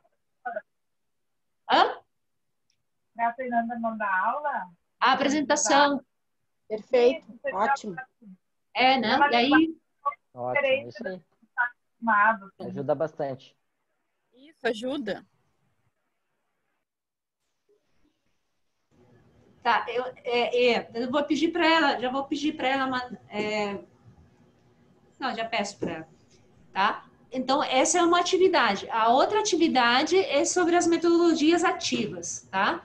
Que aí, então, tem um texto para ler, que também é de uma ex-mestranda nossa, a Mari, tá? Que são algumas páginas para vocês lerem, né? Conceitual sobre as metodologias ativas, e tem também um roteiro sobre o texto, tá? Para vocês trabalharem. Tá certo? Tá, deixa eu ver se eu entendi. Então, tem essa atividade para a gente fazer para amanhã, que é sobre a aula de hoje. Isso. E aí depois tem o texto e o roteiro para a gente entregar lá em outubro. Os dois são de outubro, para outubro. Os dois. A de amanhã é tudo para outubro. Isso. Tá, tudo para outubro. Tudo para outubro. Tá? Para dia 15 de outubro. Beleza. 15 a 18, poder. Tá? Tá certo? Então tá, gente. Foi curtinho hoje. A ideia dos próximos encontros, né? Pelo menos quando era presencial, a gente trabalhava basicamente em cima de experiências trazidas por convidados, tá?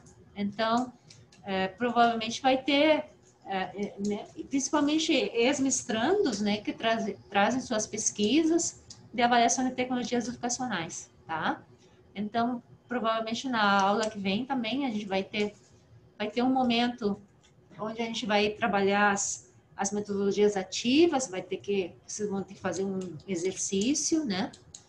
E depois, provavelmente, a gente vai ter alguns convidados para apresentar as pesquisas deles, né, sobre a avaliação de tecnologias educacionais, tá? Para ficar mais, né, mais prático, assim, né, mais real. Tá certo, gente? Vocês têm aula daqui a pouco também, né? Sim, tá? Às 4. Bom, qualquer dúvida, não sei, vocês podem me mandar mensagem por WhatsApp ou por e-mail ou por, não sei como é que... Acho que por e-mail, professora. Só um pouquinho. Professora. Que não ouvi direito, tá muito cortado. Professora, está me ouvindo? Vocês estão me ouvindo? É eu que não ouço o que eu estou falando, então, mas deixa. Professora, a senhora tem alguma... Porque, por exemplo, no primeiro trabalho, eu achei que a gente tivesse que pensar numa estratégia de metodologia de tecnologia educacional e não me atentei a embasar teoricamente aquilo, retomando os conceitos de tecnologia dura. Talvez a gente tivesse que ter classificado melhor para embasar a ideia que a gente teve. Eu parti do princípio que eu teria que criar um novo conceito, como falavam naqueles primeiros textos ali, né? Que eram direcionados ao método canguru, outro à enfermagem. Eu pensei, bom, vou ter que pensar alguma coisa, enquadrar alguma tecnologia no que a gente convive, ou pensar em alguma coisa no contexto de agora. Foi o que eu fiz. Não retomei muito os conceitos de tecnologia dura, leve, que achei que isso não fosse necessário, mas agora entendi que sim. Para essa próxima atividade, a senhora quer que a gente também fique sempre fazendo uma relação com as questões teóricas, sempre embasando em cima das teorias, ou a gente pode simplesmente não, que nada é simples, mas partindo sempre da ideia das respostas mesmo, ou a senhora quer sempre uma relação conceitual com o que tem de teoria? Só para a gente entender.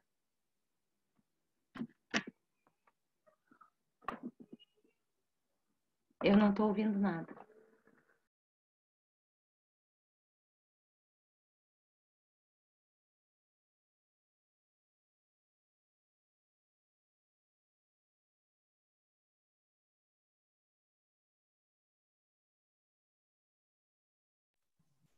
A professora está com o áudio cortado. Está falando com o áudio fechado. Ah, sim. Tá, desculpa. Não, Tatiana, na questão da experiência de hoje, né, no roteiro, tem uma pergunta ali que é mais conceitual ali, que é sobre que tipos de tecnologias, né, educacionais tem ali na experiência apresentada, tá? E a questão de usar algum outro método, né, outro delineamento de pesquisa, né? No roteiro da... Ai, que amor! Que lindinho! No roteiro das metodologias ativas é meio misto, assim, né? Mas não tem essa questão de conceituar e tal, né? Acho que não. Alguém tem como abrir o Moodle ali para ver direitinho o roteiro? Acho que eu não botei aqui. Deixa eu ver. Não.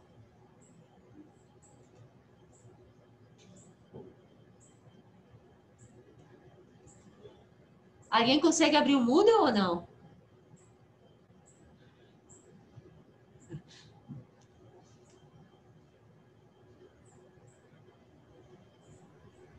Abri. Abriu? Uhum. O que quer que eu veja? É ali, eu acho que o item 4, né? Metodologias ativas. Deixa eu ver. Avaliação de tecnologias educacionais. Peraí. Tá abrindo.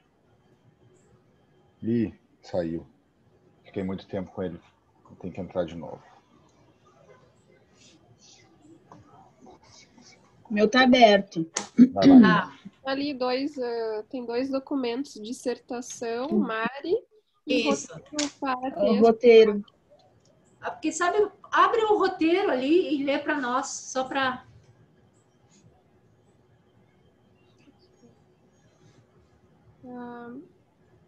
Então, metodologias ativas de aprendizagem, data da atividade 26/9, entrega 15/10. Sim. Leitura de dissertação de Maríndia Bife, metodologias ativas de aprendizagem, possibilidades e dificuldades dos docentes de 2 cursos de medicina do Rio Grande do Sul. Responder as seguintes perguntas. Como você conceituaria as metodologias ativas de aprendizagem?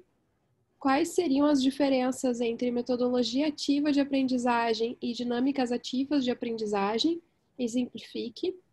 Liste as metodologias ativas de aprendizagem, escolha 2 e elabore um texto com aproximações e diferenças.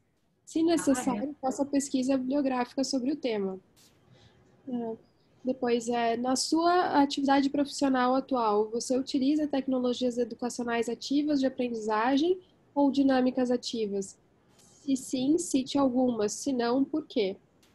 Depois, qual foi o referencial teórico-metodológico educativo que você vivenciou durante a sua formação profissional, faculdade? Descreva algumas experiências que você vivenciou de tecnologias educacionais, leve, dura e dura.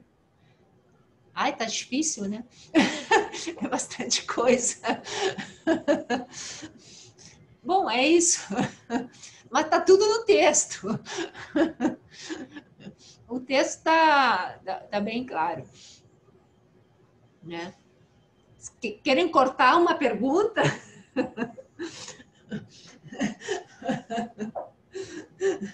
Quiserem, pode cortar uma pergunta.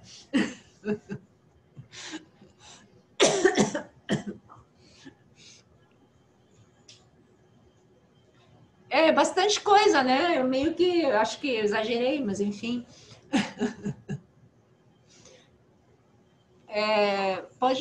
Se quiserem, pode cortar a última, aquela da experiência com metodologias ativas que vocês tiveram.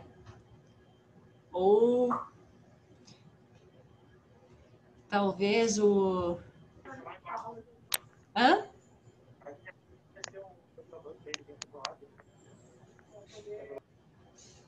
Não querem cortar nada? Bom, então tá. Fala, Ricardo. Eu quero cortar. Qual que tu quer? Qual que tu quer cortar? A gente pode cortar a atividade, não pode? Não, tô brincando, prof. Cada um pode escolher a que quiser cortar, pessoal. A que tiver mais dificuldade de responder, a gente corta. Tipo, na hora que for fazer, porque agora eu não consigo pensar no que eu quero. Também, tá saturado já. Preciso de mais café. Tá, mas então assim, ó, cada um pode cortar uma. Boa. Tá? Mas aí diz, né? Não, essa aqui eu deixei para... Né? Essa aqui eu cortei. Boa. Atividade cortada, né? Isso, tá bem. Certo. Tá bem. Tá. Boa, prof. Tá? Vamos pegar que dá mais trabalho. Tá bem. Aí eu vou ter também uma noção, assim, dependendo do que vocês cortarem, né? Do que vai ter que ser discutido em aula, né? Tá? Mas, enfim, a ideia, né, dessa... Fala. Fala. Quem é que estava falando?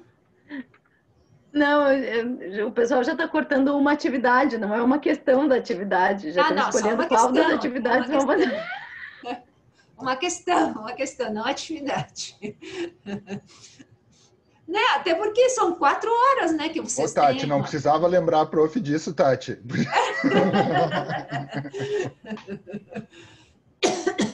Tá bem, tá bem. Então tá. Tá certo, gente? Então tá. Ok, prof. Bom fim de então. Né? Vai estar tempo bom, né? Para ficar olhando pela janela. Bom fim de prof. Tá certo? Bom, qualquer coisa vocês podem mandar e-mail ou WhatsApp, enfim, né? Tá? Tá certo? Ok. Já.